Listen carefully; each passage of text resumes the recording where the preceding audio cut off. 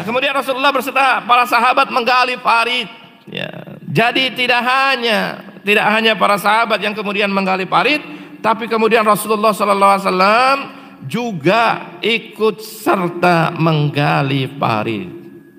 Nah, ini menunjukkan pemimpin yang teladan, ya Pak ya. Pemimpin yang teladan. Kalau dalam sirah itu Rasulullah menggali parit sampai kemudian bajunya itu berlumuran tanah, ya. Pakaiannya itu sampai penuh dengan tanah. Kalau dalam sirah tersebut, maknanya seorang pemimpin itu ya tidak pilih-pilih kerjaan, ya.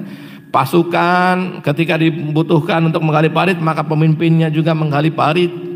Ya, ini yang berbeda dengan pemimpin sekarang ya Pak ya.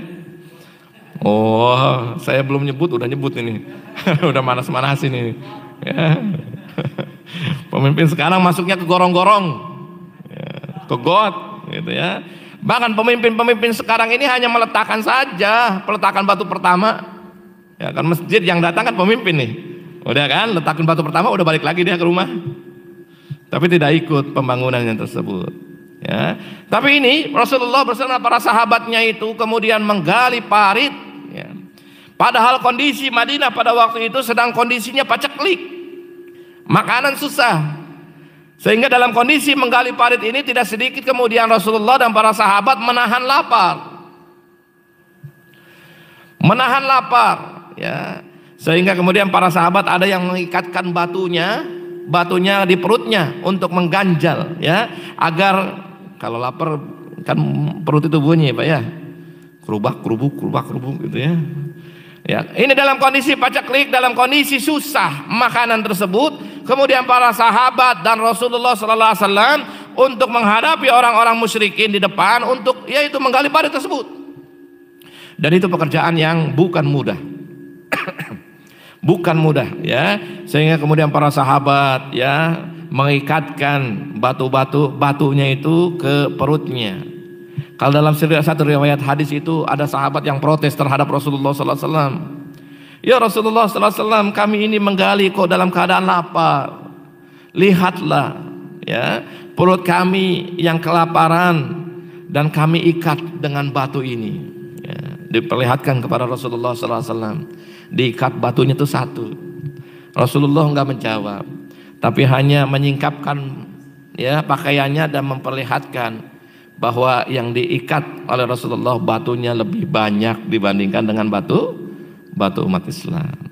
Maknanya kalau dilihat kelaparan Rasulullah lebih lapar dibandingkan dengan para sahabat, ya. Dan kemudian akhirnya para sahabat ini melihat ya bahwa Rasulullah SAW sebagai figur yang pantas untuk ditiru. Akhirnya mereka melanjutkan terkait dengan menggali tersebut. Kemudian dalam perang Khandaq Al-Ahzab ini juga kemudian terlihat perkataan-perkataan, ya, perkataan-perkataan motivasi dari orang-orang beriman, saling memotivasi.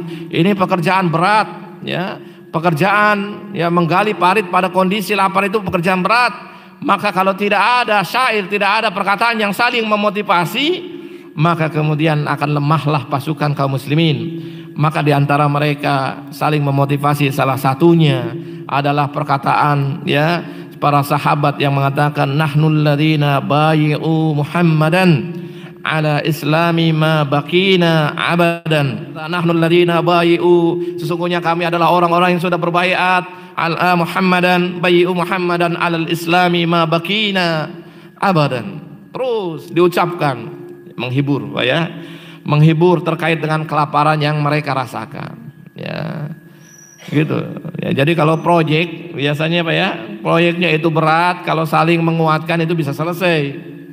Tapi nanti kalau proyeknya berat, terus kemudian yang satu balik, yang satu enggak menguatkan, ya terlihat akan menjadi berat. Maka kemudian Rasulullah SAW mengatakan, Allahumma innahu la khairan illa khairal akhirah wabarik fi ansari wal muhajir. Ya Allah, sesungguhnya tiada kebaikan kecuali kebaikan akhirat, maka kemudian berikanlah keberkatan kepada kaum Ansor dan Muhajir, ya. Jadi sepanjang perjalanan menggali parit ini, syair-syair seperti ini diucapkan, ya. Para sahabat mengucapkan nahnul ladzina bai'u Muhammadan. Kemudian Rasulullah membalas, Allahumma innahu la khairan illa khairul akhirah. Ya. Terus berbalasan sehingga kemudian kaum muslimin berhasil menyelesaikan proyek pembangunan parit tersebut. Ya.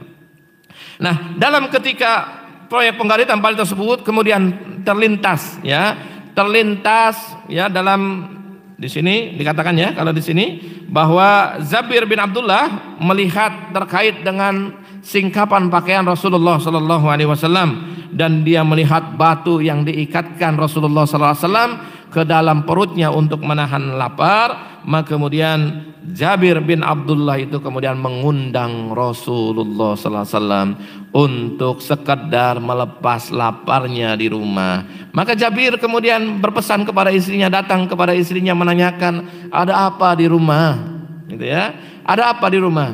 Kemudian istrinya mengatakan ada anak kambing kecil dan kemudian satu sok ya gandum. Satu sok itu sekitar 2,5 kilogram gandum tersebut. Maka kemudian Jabir ini masak. Nanti Rasulullah SAW akan datang ke sini, ya. Dan istrinya ketika masak, kemudian dikabarkan kepada Rasulullah SAW, ya Rasulullah, saya melihat dirimu itu terkait dengan kelaparan yang engkau rasakan, yang kemudian engkau ganjal dengan batu tersebut, maka izinkan kami untuk menjamu dirimu dan beberapa sahabat saja. Jadi Jabir itu mengundangnya sahabat hanya beberapa saja, ya, karena Jabir punya makanannya sedikit, ya. Dia mengatakan kepada Rasulullah, ya Rasulullah, ya, tolong engkau datang ke rumahku, ya, makan, melepas lapar dan beberapa sahabat saja, karena yaitu makanannya cuma sedikit, ya. Makanannya cuma sedikit. Lalu kemudian Rasulullah SAW ya mengatakan kepada Jabir, ya Jabir, tolong ya pesankan kepada istrimu, ya jangan angkat kuali tersebut yang sedang masak kambing tersebut. Ya, ini makan kambing. Semalam saya makan kambing juga, Pak. Alhamdulillah ya. Jadi ya dimasak kambingnya, dan kata Rasulullah SAW, jangan angkat wajan tersebut, jangan angkat kuali tersebut.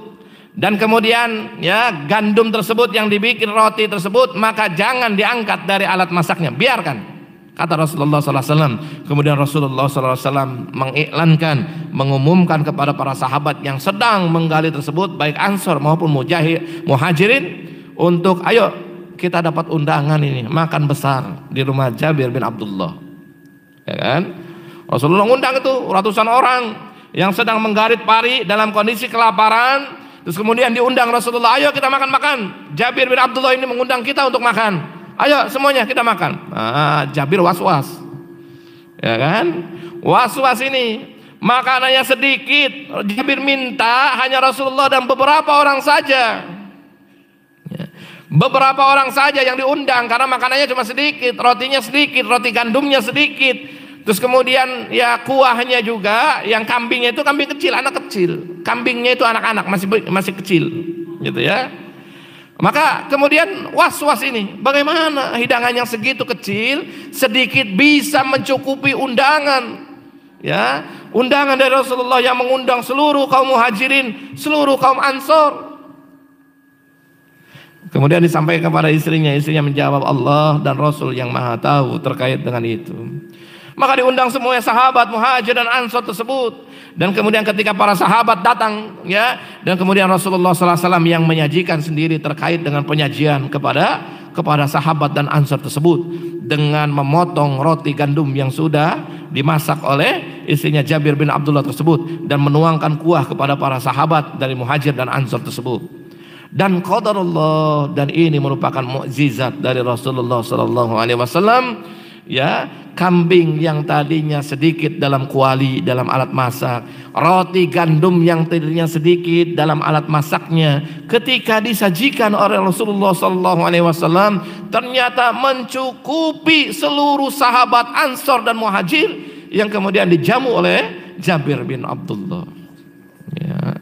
Mereka kenyang semuanya, termasuk Rasulullah SAW makan Bahkan Jabir meriwayatkan dalam sebuah hadis itu, Jabir meriwayatkan bahwa makanannya seolah-olah tidak berkurang sedikit pun.